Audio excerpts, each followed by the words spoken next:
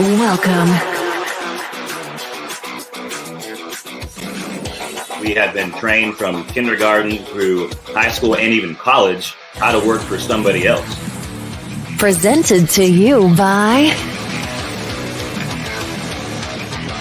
Some people sit through 25, 30, 40 years of a job that they hate because they don't know another way out.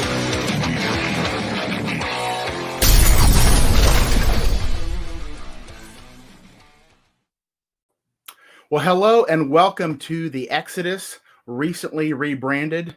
We're just excited to come alongside of you guys in your journey towards entrepreneurship. We've spent 4 or 5 shows, I think, under a previous name, which we will not mention. You can find it on the Facebook page.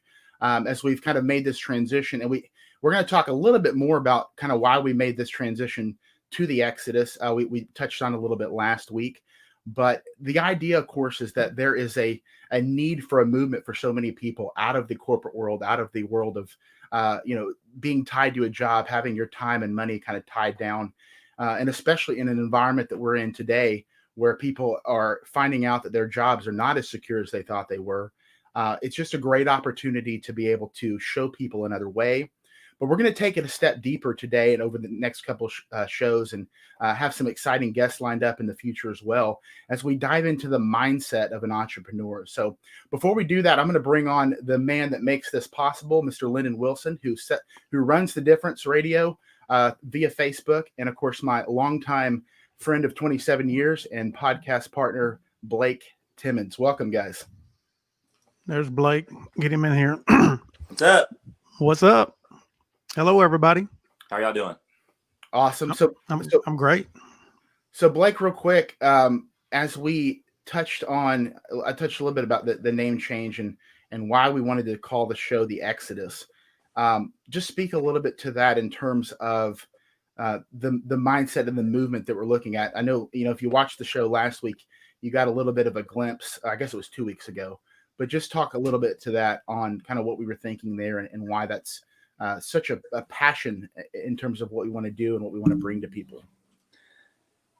Yeah, I mean, it's just time for people to kind of think outside the box a little bit, start thinking for themselves. And we just, me and you talk to people all the time that just aren't happy with, the way their life's going. They feel, trapped in a job that they don't like and working for a boss that they don't like, doing something they don't really take any pride in. And there's never been a better time. There's never been more opportunities out there for entrepreneurs. And so me and you work in finance, but and we're passionate about that, helping people out there. But we kind of started realizing that the direction we were going, that we're even more passionate about just setting people free along their own path to where they can learn how to go down that path with the success. So many people do go down that path and, don't have success. And so we're just trying to set people up that if they would like to, start going down that path to freedom to where they would be set up with success. And, we basically realized that me and you are both really passionate about that and figured that was the direction we should take the show. Awesome. And, Lyndon, you've been instrumental in helping us get this podcast off the ground. And obviously you've known Blake for 20 years, something like that. How long have you known Blake?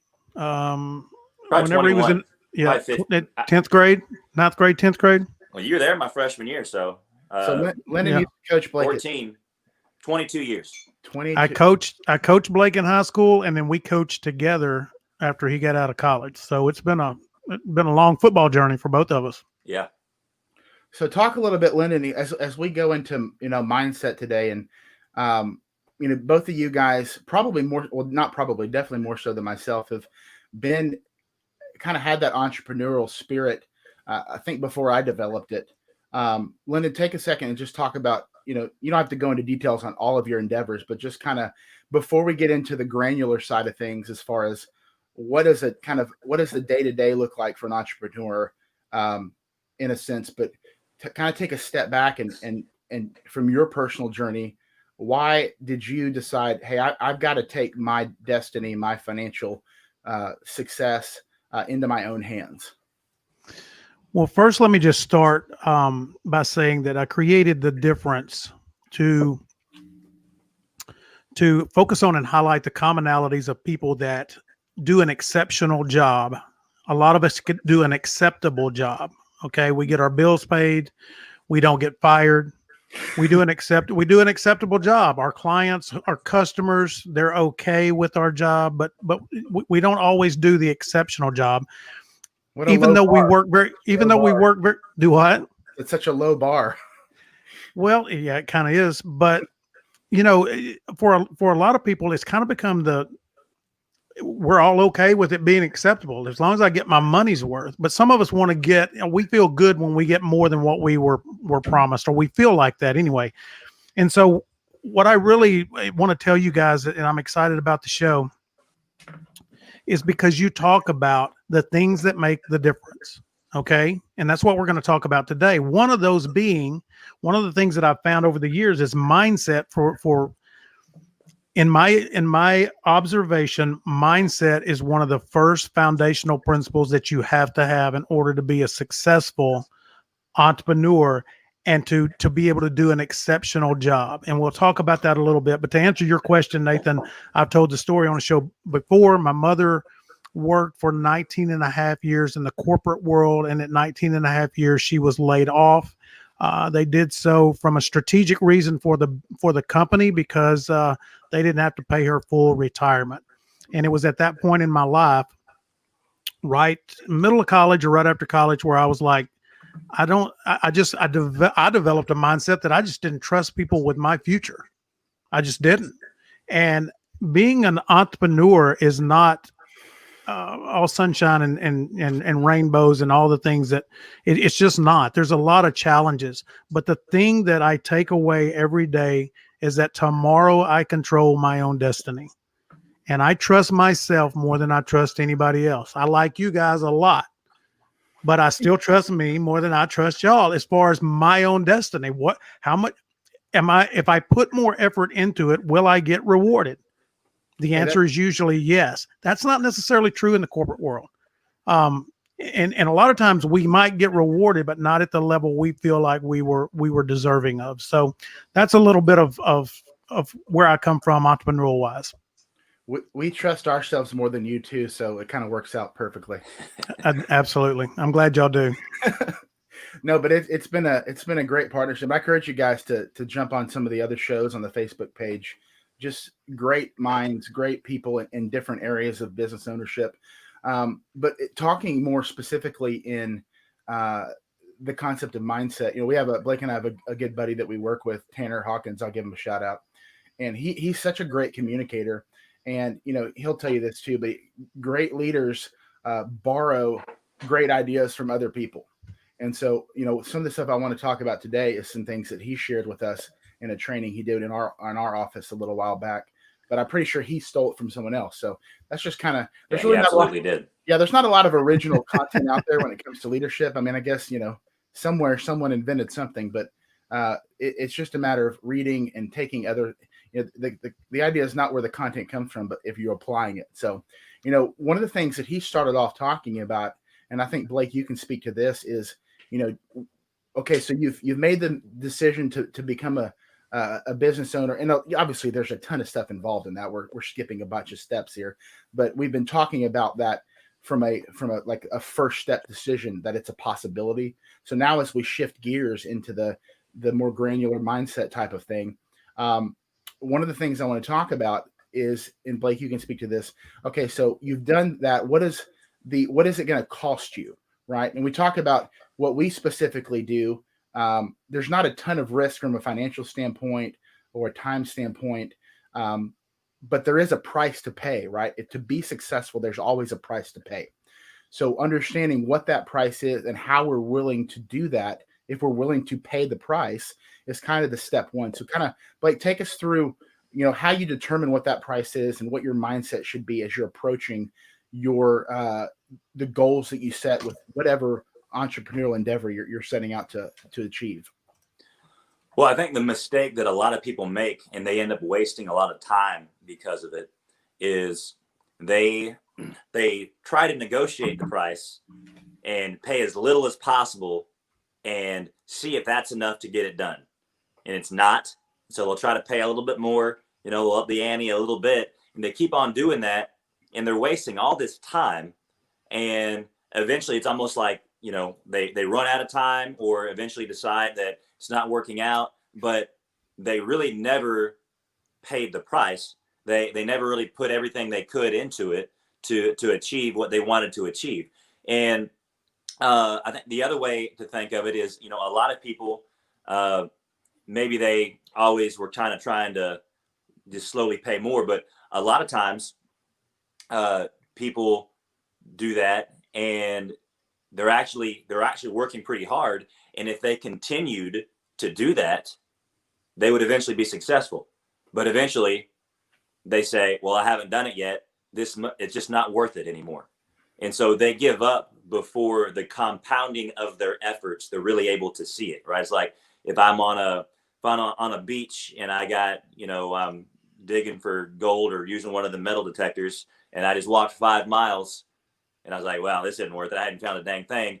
And the 6 miles where all the gold was, you just wasted all your effort. Most people give up before the compounding of their efforts really creates that reward. And that's one of the things we talked about on the first show is, talking about the attributes of an entrepreneur. And Lyndon, you said it's absolutely not all sunshine and rainbows. Most of it is not all sunshine and rainbows, right? Because you sometimes can go sometimes it's a hurricane, to be quite honest. A lot of times it's a hurricane. I mean, there's just so many things that we're challenged with as an entrepreneur. Sometimes it's just our clients. We can't seem to, it's not that we don't make them happy. It's not that we don't make them satisfied, but sometimes we don't feel appreciated for what we're doing and how hard we're working. They don't see how many hours we put in. They don't see the behind the scenes. It's kind of like the athlete, Blake. I'm gonna say that because Nathan got on me last night. It's like an athlete, Blake and Nathan, and in sports, Blake and Nathan. It's that I'm surprisingly athletic, as Blake would say. Okay, you are. I've seen you swing a golf club at a raccoon, but I saw you swing a golf club. So the elite athlete puts in more work that people don't see than the work that they do see. And that's the same thing for a really exceptional entrepreneur. They are working when the spotlight's not on them. They are taking care of problems. And it's those challenges that going into an entrepreneur, you've got to have the right mindset. Here's the thing. You're going to put in work, whether you're working for someone else or you're working for yourself. You're going to be more rewarded if you're working for yourself and put in the same amount of work. And it's like that. It's a meme or cliche or something out there. Working for someone else is hard. Working for yourself is hard. Choose your hard. Yeah. Well, and the thing is, though, I mean, when you're working for somebody else, it's working for somebody else. I mean, you can just coast on by making $50,000, $60,000, $70,000 a year, right? At any kind of job. And so that $50,000, $60,000, $70,000 is so much easier than the money you're going to make working for yourself. Right. And so that first, getting through that first, building the business, getting past those first milestones and getting through all the stuff and learning all the huge learning curve going into business for yourself. That's why most people don't make it. But the $200,000, $300,000, $400,000 a year you can make working for yourself. That money eventually, once you have a system in place, right? If you really want to be an entrepreneur and really want to be a business owner, then it's not about being self-employed. It's about having a system in place that can eventually generate you income. That income eventually is so much easier than the $300,000 you could have made in corporate America, because you got to sell your soul sometimes to make that kind of money in corporate America. And somebody else even has more control of you sometimes because they're paying you more. And so it's the opposite when you're working for yourself. And so the price is so much more worth it when you're building your own thing, you're building your own empire for your own family, not working for somebody else. And it's definitely worth the price. Well, and two, you talk about, Lyndon, choose your hard, working for yourself or working for someone else. But the idea, like Blake said, is, there is that transition where you are working for yourself or you're self-employed. But to evaluate, if what you're doing is worth it, you've got to remember where you're headed. And the goal, of course, is to have a system in place that's going to duplicate itself, that's going to where you can step away for a period of time and still make money, still make income. Because the key to wealth is not, strange as it sounds, it's not actually money. To me, it's time, right? Because if I have unlimited time, that means that I'm not using that time to make money. So, you can, like Blake said, you can be comfortable. You can make 60, 70, 80, 100,000 a year. But to retire, you're putting in 30 years of time. Now, yeah, you can manage it well. You can still, spend time with your family. But imagine if you could put in 3, 4, 5, 6, 7 years of time and then retire early and have all that time to spend with your family, other business ventures, travel, ministries. I mean, anything that you want to do. The key, you remember, the thing that holds us back from an employee standpoint is time and money. So our wealth, determining if we're actually wealthy or if we've succeeded, is, okay, now I have all the time in the world because I have a system in place. I have my money that's making money for me. So you remind yourself of that. That's your mindset. So that's why you say, when you have your goals, you've evaluated, okay, this is where I want to go. So the pathway to get there is worth it, right? So I've got to constantly be reminding myself of that. And then at that point, it makes it easier to commit to the sacrifices. It's still a day-to-day thing. I think all you guys would admit, and you're listening to three guys that, try to ingest a lot of wisdom, but you have to remind yourself of this stuff daily. You can have any day of the week where you wake up and just are defeated about something. Something didn't go right. A hurricane, as we talked about, is approaching. You're in that season. So it's not a thing where I've tackled mindset. I've figured it out. I'm indestructible. No, you have to constantly be feeding yourself wisdom, positivity, environment that fosters the type of effort and the type of accountability that's going to get you to where your effort is here, until you get to your goal. I agree. I think that mindset is a lot like working out and gaining physical strength and getting in shape. I think that if you're not constantly working on your mindset, you will become weak-minded. And if you don't have the right people around you that are challenging you, there's so many people that get into entrepreneurship, self-employment, and they've got people around that support them, but it's also sometimes people that don't want to challenge them with the hard questions or the hard truths. And so, sometimes when it may get hard, and I've been in a situation before when it gets hard and you go to a person and you go, man, I started this business. It's not what I thought it was going to be. And then you get the advice, well, just go back to your old job. So that's kind of like what you're talking about, Blake. If you don't have that person that sits there and goes, Blake, you can do it, man. You started this for a reason. Let's not lose sight of your goal. Remember what you're working for. How bad do you want it? You got to be willing to be challenged too. But those people are going to do that. They're going to challenge you out of love. And those aren't necessarily your mentors. Sometimes you got to have that coach. Blake, you're coaching now. I don't know. How many years have you coached? I think I'm going on 9 years. Okay, you still got a few to catch me, but I took a little break there to play for a little bit longer. Oh, that's true. You did. But you know what it's like to coach. I mean, you got to get on those players. And one thing that Coach Wheeler said one time about me, and I'll never forget it. It was one of the biggest compliments I've ever got. Bar's always been slow on my compliment or low on the compliments, but he gave me one. He said he was talking to a parent, and he goes, Coach Wilson is really hard and very demanding, but no one loves him more than him.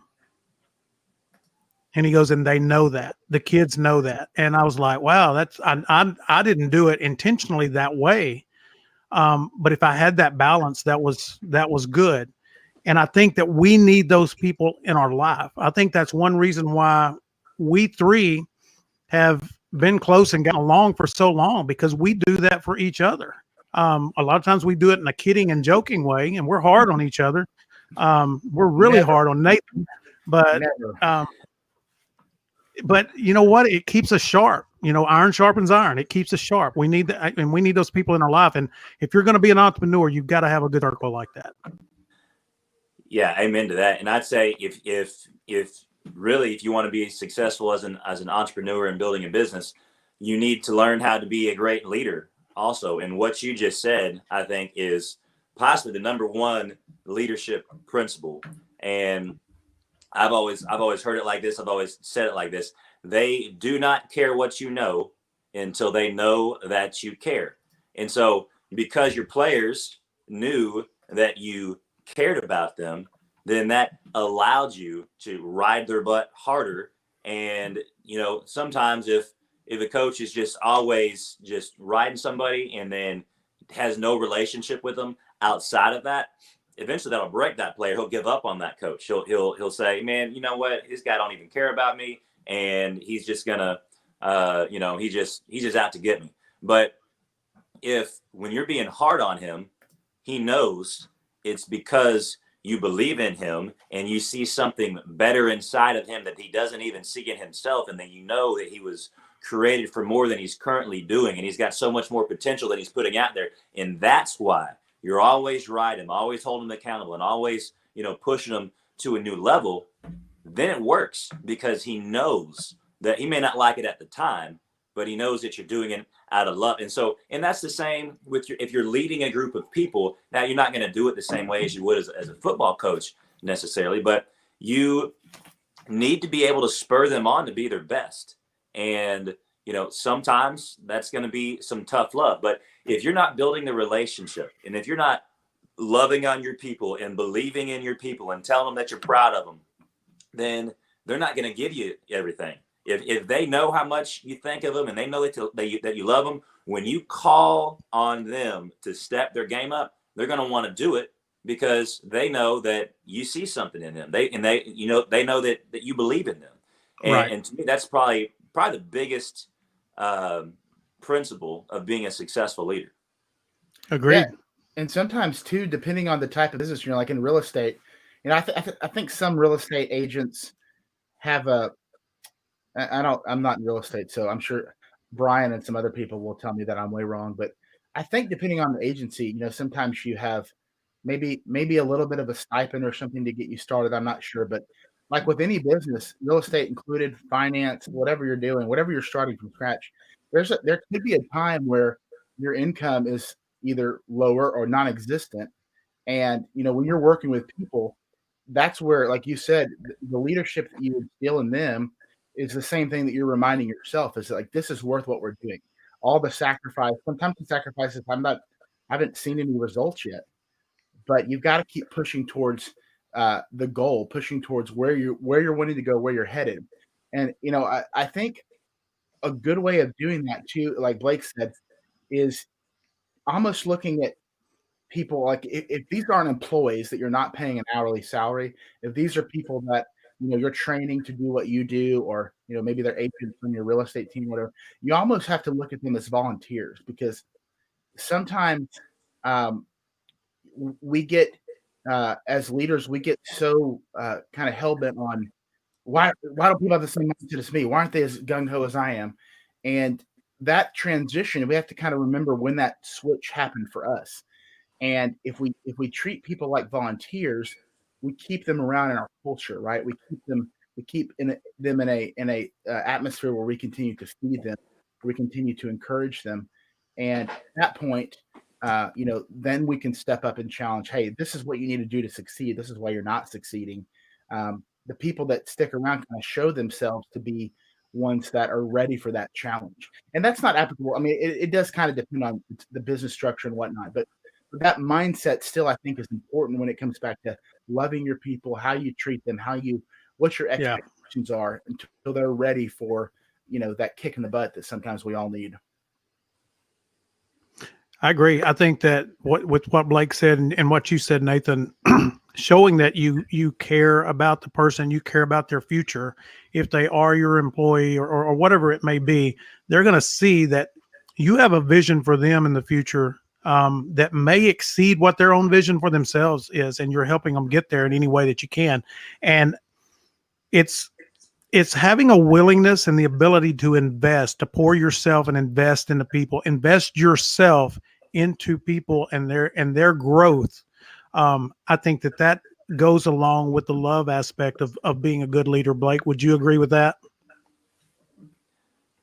No, yeah, absolutely. I think that, say that again. You think that what goes along with the love aspect? Thanks for paying attention. I just missed it. It broke out for a little bit on me for a second. Oh, is that okay? Bad. Are we on right now? Bad connection. Bad connection. No, I'm kidding. I think that as a leader and as a mentor, as a coach, whatever you want to call it, when you're investing yourself and your time, Nathan talked about time being one of the most invaluable thing. But when you're investing yourself and you're pouring yourself into someone else's advancement and betterment and growth, I think that is one way to demonstrate how much you love and care about them. And I think that's where they're going to be, in most cases, most people are going to elevate themselves and invest more in themselves because you're doing it too. They're going to want to match you. And that's kind of the pushing and the iron sharpening iron that we're all looking for. But there's so many people out there that call themselves leaders that tell you what to do, but don't want to be bothered to share some of their precious time in helping you get there.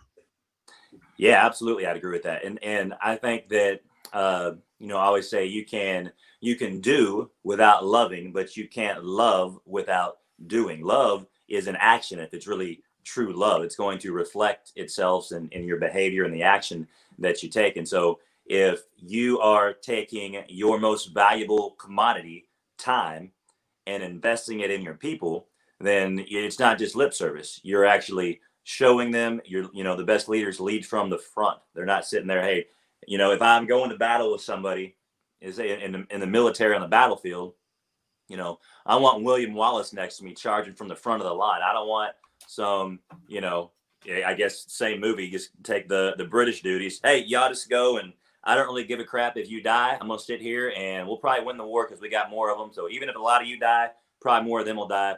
And I'll just sit on here and, sip on my tea or whatever I'm doing. Probably not in war, but you understand what I'm saying. So what a reduction of all the British people ever. I can see Patton sitting there with his tea and just, Well, no, not Patton. Patton's American. I'm talking about. I know that. I'm just saying. I'm comparing. He did go to war, though. I'm just saying. Can you see Patton in war? The reason that I chose tea is because that's what the British people drink, not the Americans. So you're ruining the analogy. Sorry to all our plethora of British listeners that are now offended. I don't think we're worldwide yet. So okay, that's right. We've got thousands of viewers.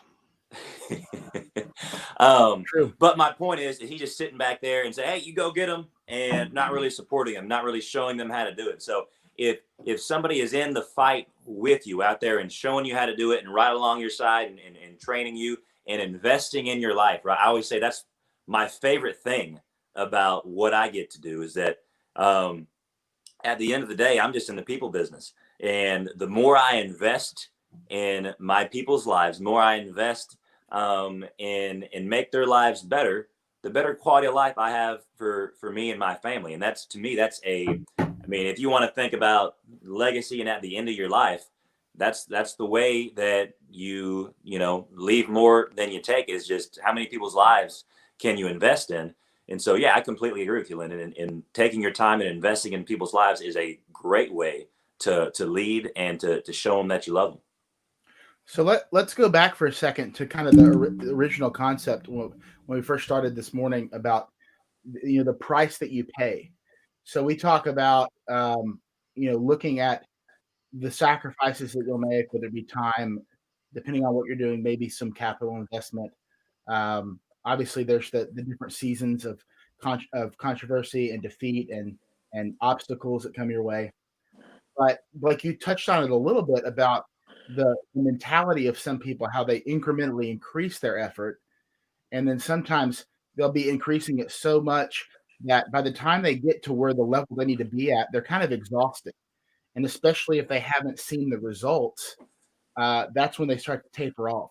And part of that is because Well, if you'd have been giving this maximum effort the whole time, well, perhaps you'd already seen results. Perhaps you've already grown to a point you wanted to grow to, or had more team members or agents or employees or whatever it is that you're doing, more sales, more whatever.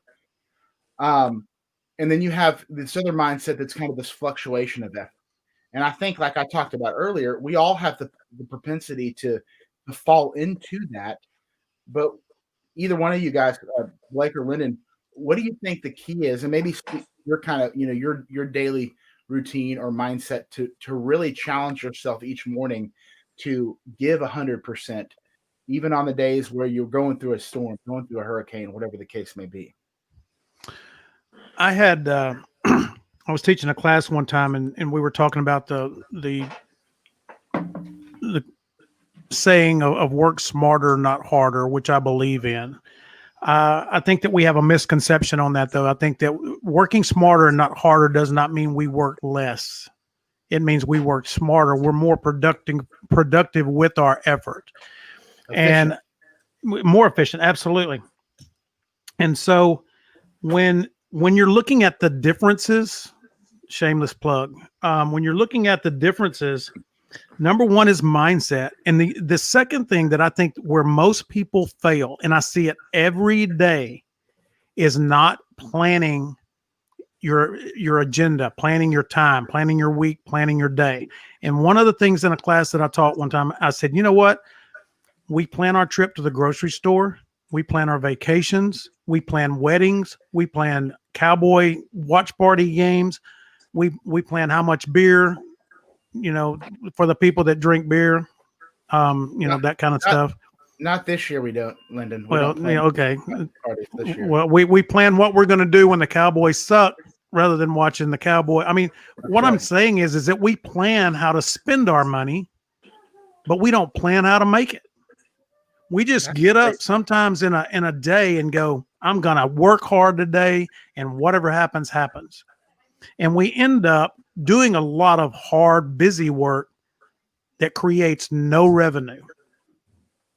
Man, that's so funny that you said that, because literally last night I sat on my floor, strangely enough, I don't know why, and I went through my schedule for today. I added a bunch of things in, and that needed to be done, but they're things that are going to help me move to where I want to go.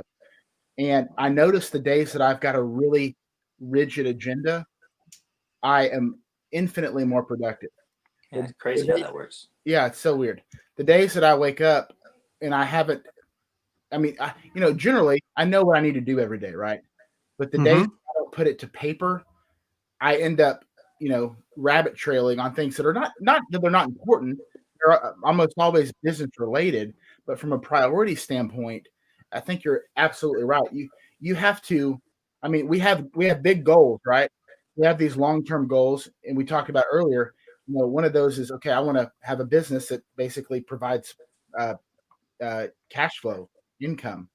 Okay, well, I've got to take that really big plan, and I've got to shrink it into now a 1-year plan, and now a 6-month plan, and a 3-month plan, all the way down to what does my actual day look like. And so I think that's along the lines of what you're talking about, whether you're looking at it at a microscopic level or a macro level, that all the things we spend hours planning, and we don't plan the thing that's going to get us really where we all want to be, whether we realize it or not. What do you think, Blake? Yeah, I mean, I think one of the most important things an entrepreneur could learn is how to plan out their day, because you ain't got no one else telling you how to do it. And I think it's probably one of the biggest reasons for failure is people just all of a sudden I'm free. I got this freedom. Like, yeah, you're free to bust your butt. You're not free to just, get out of bed at, 9 and 10 o'clock and you're going to fail, and you're going to not be free for long if that's how you handle your freedom. And so it's so important to plan out your day. I mean, like I think you said this before, like you're working for yourself. Like, what are you going to demand of yourself? You're your boss. You need to be tough on yourself, especially in the beginning. And so I couldn't agree more that so important. Can't emphasize enough. Planning out every day, planning out the week, planning out your month, planning out your goals for that week, for your month, week, day, and so forth. but also, on the talking about the work ethic and kind of how those tiers go and why most people don't make it and they give up and they weren't, really given as much as they could have to begin with. I think the way that you have to think about it in order to be successful, so the opposite end of the spectrum, we've been talking about the people that don't make it. I think the people that do make it, you have to assume the maximum price. You have to get into it saying, Yes. all right, I know I'm 100% certain that if I'm going to be successful doing this, I'm going to have to pay and sacrifice a great price. And so I think here's a great a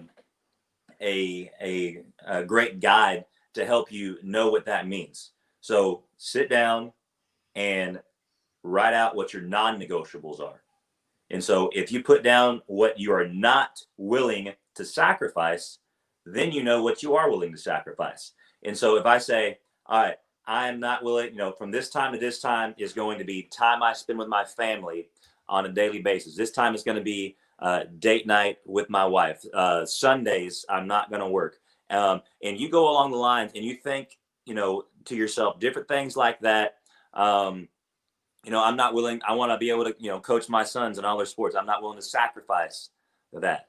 And so now that I know what I'm not willing to sacrifice, that means all the rest of my time, I'm willing to sacrifice that towards building a successful business. It doesn't matter if it's 3:00 in the morning. It doesn't matter. Whatever time is outside of my non-negotiables, whatever time is outside of not willing to sacrifice this, everything else is up for grabs. And I will do absolutely whatever it takes during that time to be successful.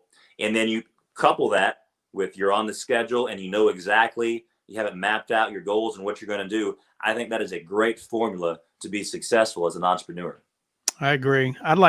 Nathan, real quick, I'd like to add something to what Blake said. And it's something we talked about, I think, on the last show. And Blake, you just talked about it, about what you're willing to sacrifice. You've got to have those realistic expectations set. And you've got to be careful because a lot of us go into entrepreneurship because we get tired of being bossed around. But we end up, because of the flexibility that we have, that's one perk to being self-employed. You have flexibility, but you still have to have discipline with that. Absolutely. Many of us end up being unsupervised employees. Okay. We have a job, but we have nobody telling us when to do it, how to do it, and what to correct. And so we become an unsupervised employee, and that doesn't work anywhere. The other thing that I think that we need to think about in being an entrepreneur, you wear many, many hats, correct? Absolutely. So let's think about it from this perspective. Let's just narrow it down to two hats: the boss and the employee. The boss plans, the employee executes. So you plan the night before, or you plan the week before, or you plan the month before, or the quarter, or whatever it's going to be.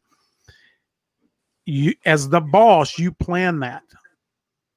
But now as the employee, I now have to execute that plan for the boss. And that's where the discipline comes in, and having people that can hold you accountable and remind you of what you're doing. But the realistic expectations of what I love that, Blake, because it's true. It's absolutely true. I mean, you've known me for a long time. I coached football, and it took away from the businesses that I had, but I did that because it was, at the time, it was a trainer. So working with athletes and being a trainer kind of worked together. I mean, it was good marketing. It was good for my business. Absolutely. Yeah. But then also my son lived in Arkansas at the time, and the job that I had allowed me to be able to attend the games and stuff like that, and have the relationship with him that I looked for. But that meant working a lot of hours that a lot of other people weren't working as well. Yeah, absolutely. Are you muted, Nathan? Sure am. Speaking of that transition, we think about for a corporation or a job to run smoothly, you have to have management, you have to have employees, you have to have strategy planning, all those things So those things can't be replaced just because you're in business for yourself or you're starting your own business. So it's like you say, we just kind of we get excited about the freedom. Oh my gosh, I don't have a boss anymore. Oh yeah, this can be great. And then you're just kind of floating around in nowhere's land. That's where, I don't know if you guys have ever had a boss that's micromanaging. I really have not in a very oppressive way, but we've all heard stories. And in some sense, micromanaging, it's kind of a pain to work for. There is a point to it. I don't know if it's a great way of managing people, but either It's a way, horrible way of managing people. okay, that's fair. I was trying to be nice, but either way, that mindset of somebody trying to have their hand in everything, at least to that boss, serves a purpose. Now, not to the employee, but when you become self-employed, you almost have to become that micromanager. But you're doing. I mean, you wanted the freedom, which is good. You wanted to control your destiny, your own path, whatever. But all of those details are important. So, like Lyndon said, you've got to now become the boss who's planning, and then the employee that executes. And if you don't see it that way, then a lot of stuff does fall through the cracks. So, with that freedom, what is it? With great power, what is it that Spider-Man comes great responsibility? So with great freedom comes great responsibility also. Yeah. That could bring about a whole nother conversation. But so I think that's something to realize, that the responsibilities that exist in a successful business do not dissipate just because you're working for yourself. They all get put on you. And you've got to realize that. And there's a huge benefit, of course, to being your own boss. And we talk about all those things. But to be successful, where you don't fail and get defeated and go back into the corporate world that you walked away from, those are the things you have to be reminding yourself of, and have a very strategic plan in place to accomplish that stuff. Well, and when your boss is micromanaging you, if you're working in corporate America, the reason that's a bad thing, and the reason it's not a very fruitful leadership strategy, it's not sustainable, really, honestly. Well, you're just showing that somebody that you don't trust them, right? And so you're taking away their freedom, you're taking away their power to create, you're taking away their personality, you're taking away the strengths that they bring to the table, and you're treating them like a robot, right? Mm-hmm. A robot could, you tell all the ways that they could do it, and they do it exactly this way. And that just means that I don't give a crap who you are. I think nothing about you as an individual. This is the way that I want it done. This is the way that it will be done. I don't think you really bring anything to the table. I'm just glad that you got a beating heart and are breathing oxygen, because that's all I need you to do. And that completely takes away somebody's want to. It takes away their drive. It takes away their purpose. And that's why people that micromanage their employees never see a lot of success. But it comes down to a pride thing. And so, even if they do, I would say, depends on what I'm sure they can make a lot of money, but in my definition of success, that's not successful, because you're not having a positive impact on other people's lives. But when you're talking about micromanaging yourself, Nathan, it's the reason that's not a bad thing in that situation is because you're not taking away your own freedom, right? You're still within your abilities to create and to put your own personality on it and to have your freedom. It's really just discipline to focus all of your abilities towards one goal, and saying, well, I don't have the freedom to just go out and, go to happy hour for no reason or do whatever I want when I should be working, where I should be doing this or getting my business off the ground. You're just saying, within that freedom, if I'm going to be successful, I have to have discipline. And so to me, those are two completely different things. Stringent boundaries, I guess, is a better way of looking at it. Yeah, that makes sense. What I mean by that is the micromanaged mindset of an employer is, like you said, it's very defeating and usually fails. But the level of detail is what I'm talking about, that you have to think through as a business owner. But absolutely, you talk about, as you grow your business, whether you have employees or agents or whatever the case may be, you've got to be careful not to turn into that person that you've left corporate America for. Right? So that's why loving your people and not being afraid to, to train them, turn them loose, and say, hey, and we talked a little bit on a training video the night about not being afraid to let your people fail. And that in failure comes, what is it? You learn more through failure than you do through success. I sure have. Blake, you got a few stories too. I haven't I don't know what you're talking about. I've never failed anything in my I life. have life failures. Well, you just failed at telling me. Hey, I got a quick question for both of you. You're talking about micromanaging, and I know as far as a coach, a lot of times we have to coach different players in different ways. So different things motivate different people, right? Mm-hmm. But when we're talking about being a micromanager, and we talked about this earlier, in being a leader, do you have to? I mean, this is a redundant question, really, but you shouldn't have to micromanage a person if you have set the work ethic by the way that you perform yourself as a leader, as a boss, as a employer. So if I as a boss show a lot of attention to detail, right, Nathan? That's kind of what you're talking about.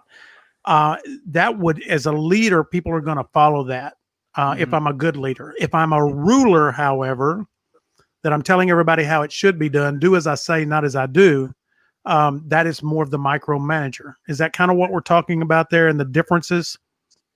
Yeah, it's more, I mean, it's more of the, I guess I probably should have used another term because micromanagement has such a negative stigma for obvious reasons. But because it's negative. That's why it has a negative stigma. Okay, I got it. I'm going to leave early, guys. I'm out of here now. But no one realized that the Exodus was actually a comedy show. Yeah, that's right. Or that one of us would be exodusing in the middle of the show. So. That's what that means. Somebody gets pissed off sooner or later and leaves. Who's leaving early? Who's going to get kicked out of every show? You find out next time. You are the weakest leak. Now I forgot what I was going to say. Yeah, so call it what you want to, but I think the idea that we're talking about is, when you all the levels of detail that you may or may not want to be involved in as an employee, or however you see that process, all that stuff falls on your shoulders as an entrepreneur, right? But then the key is, okay, so now we got to learn to delegate. Now we've got to learn to, whether it's through employees or through agents or however you're growing your business, to make what you're doing, to lead by example. If you're growing exponentially, it's creating systems that are duplicatable. You almost want to teach people to be better than you are, in a sense. And you do that through leadership. You do that through taking risk. You do that through trusting your people, even if they fail. And at some point, and it's hard depending on the personality type, it's hard because some people micromanage by personality type. They don't even do it in a mean or condescending way. It's just people are particular about certain things, right? So that for that type of personality, it's a real challenge as a business owner, especially when you're starting off by yourself, because you do have autonomy in all of your systems and how you do everything. But as you bring people on, well, if you're too complex, if what you're doing is too complex, people can get lost in the minutia and get defeated. They can quit. You're not scalable. You're not duplicatable. So all those things come into play. So there's a constant shift in how you operate as an entrepreneur, whether it's just you or if it's now you and a business partner or you and employees or you and agents. So again, all this comes back to your mindset and how what you are fueling your daily activity with, what you're fueling your mind with. Are you adaptable? Are you okay with change? Mm-hmm. Are you okay with, not changing for the heck of change, for the sake of change, but being growing. Exactly. Great point. Does that make more sense, Blake? Is that better? I wasn't making fun of it. I was just saying, in general, micromanaging has a negative stigma because it sucks. It does suck. You're right. But you know what? Here's the thing I think that we're challenged with sometimes as the entrepreneur, and we come across as micromanaging because we are shouldering 100% of the responsibility of the success of that business. And what I mean by that, I know we have employees that contribute to the success, but if it fails, I lose everything. And so I think we've got to learn, again, that goes back to mindset, right? We've got to learn to manage that pressure and that anxiety of having this monumental responsibility like I never dreamed. I didn't have the realistic expectations Blake talked about in getting into this business. And so the pressure kind of gets to me, and I'm looking at maybe some of the most unstable parts of my business, and I'm pushing my employees beyond their limits to try to make sure it doesn't fail. And I have the fear and the pressure of it failing on me. And I don't become a good leader and a good business owner. And I think that's a mindset that's part of the realistic expectations. That is part of having a good coach and a good mentor and a good circle around you to prepare you for that when you take that step into entrepreneurship. Yes or no? I think an important part of that system is what you just talked about, Lyndon. If you come across as the leader and the business owner and you have employees working for you, if you're like, pushing them and driving them and demanding their, this work ethic from them for your good so you can make more money, and they don't really see any benefit from it, then I don't think that's long term going to be very successful. You're not going to get the most out of your people. What I love about the way we're able to do is the more successful my people are, the more successful my business is going to be. And so I don't have to talk about, hey, now as a team, I'll talk about our overall team goals and, hey, we're a great team and we're going to be able to do these things. But I get to talk to them on an individual basis because they actually have, their own businesses within a business with the way we operate. And so now I'm able to go to them and say, hey, let's talk about your goals. Let's talk about what you want to do. Let's talk about your vision. And so they know that I genuinely want to see them be successful. And so, but as far as running my business, then the more successful they are, the more successful that my overall business is. And that's completely opposite of, hey guys, I need to reach this goal to put food on the table this month, or to stay in business, or to be successful in business. So I need you to bust your butt for me. And then, but why are they going to do that for you if everything that you're saying and the general disposition that you have is coming from what's in it for me? You want to come from of it, hey, this is what's in it for you to be successful, and this is what you're going to get from it. Yeah, you don't want to create the same atmosphere that you just left. That you just left from. Yeah. It's like the what's the parable in the Bible about the guy that owes money, and he goes to the king, and the king, he has this this kind of small debt, and the king forgives him, and this guy goes back to somebody that owes him, or he owed a huge debt. It was forgiven to him. Yeah, and the guy goes back to some guy that owes him like 10 cents basically, and he throws him in jail, beats him to death. Just kind of, it's hypocritical. We have to remember, like, okay, so even if we have a business that have employees, I mean, because what type of opportunity are we offering them, right? Are we giving them a chance to? Because most people that work at McDonald's probably aren't going to own a McDonald's, right? Most people that work most places, there's not a pathway to advancement, or ideally, if you work anywhere, that should just be some experience to get you on the pathway to business ownership of some kind. And we've talked ad nauseum about how that's not the case, but I think that's a responsibility that as we bring in more entrepreneurs and more business owners, that we help perpetuate a shift of mindset or ideas in the market that start spinning off more and more business owners, so that people are, the more business owners you have that understand that, the more businesses are created that allow people to then duplicate the process that the person that brought them into that business is doing. And I think that's something that we have a unique ability to do, not just you and I, Blake, but as people on the show, on these shows in general, whether in real estate or whatever the case may be. I think that's something to keep in mind is, okay, remember how you felt while you went into business. So are you making sure that you're giving people the tools to succeed as well, the ones that you have? And I think that's something to always kind of keep on the forefront. I agree. So one of the things, Lyndon, that I wanted to kind of wrap up with, if you guys don't mind, we got about, I guess, 5 minutes or so. And Blake, you can jump in on this too. A couple things too. This book that our buddy Tanner introduced us to, it's called Keep Chopping Wood. It's for the slow reader like myself. It's only 50 pages long, and it's $8. Keep Chopping Wood by Kevin DeShazo, I believe is how you say it. And I'm going to talk about this. I want to talk about this a bit next week, because and I'm not going to give away the story. Maybe you've read it. If you read it before next, I guess 2 weeks from now, the third Wednesday, you'll kind of know the gist. The idea is that, and it's a mindset book, is it's the little things that seem unimportant that actually that you do with consistency that actually form the big picture, the big goals that you're setting out.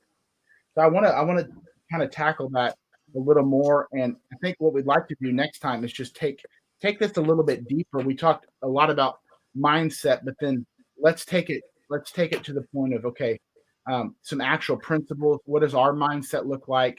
What are some of the struggles that we have on a day-to-day basis, and really try to provide some real life examples, encouragements, failures, successes, and whatnot. And as always, Blake and I, when we in the show, we talk about being in the financial realm and being able to help people from a financial perspective, but is exciting and empowering. But more so, it's what we get to do for our agents and teaching people how we do what we do, giving them that same opportunity in a world where we talk about all the reasons why people don't go into business for themselves.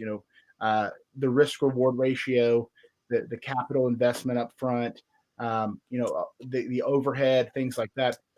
All that is minimal to none.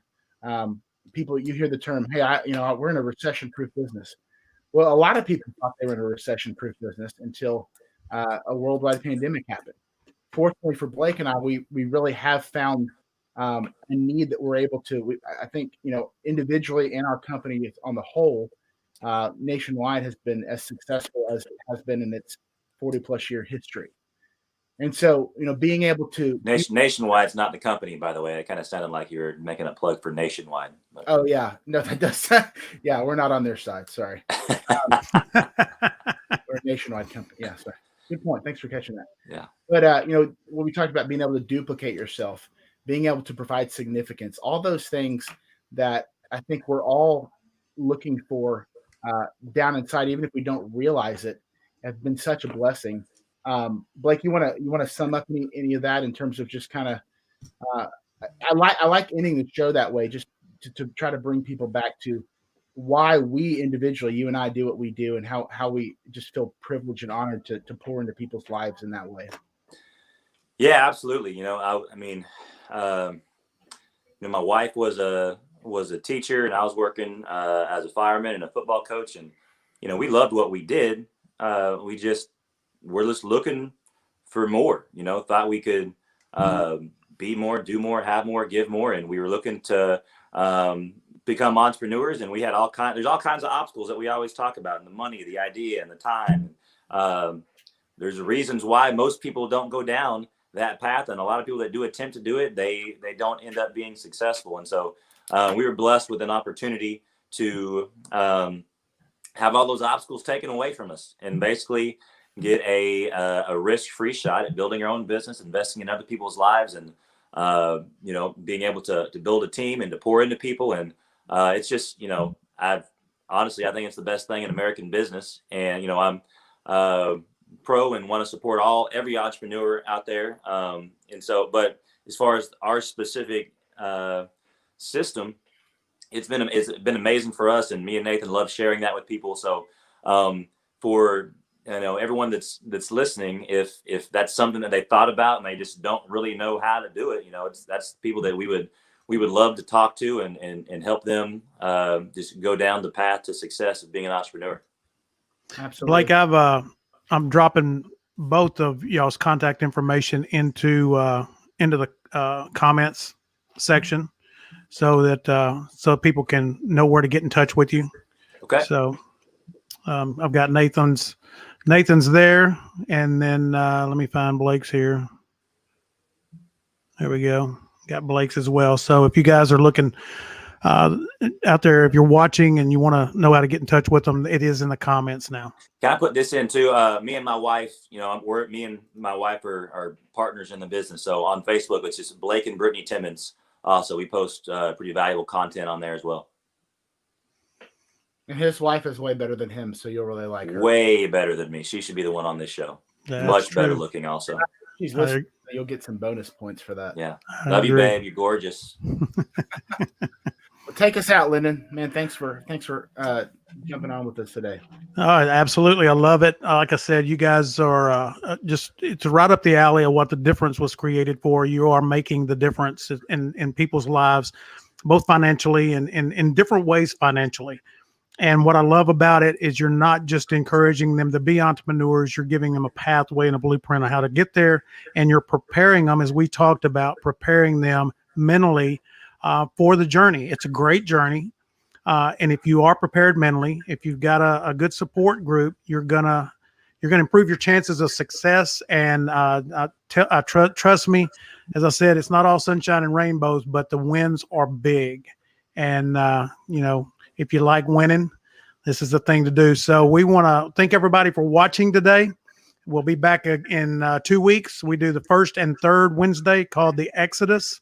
And so we're about to exodus right out of here, and we'll see you guys in a couple of weeks.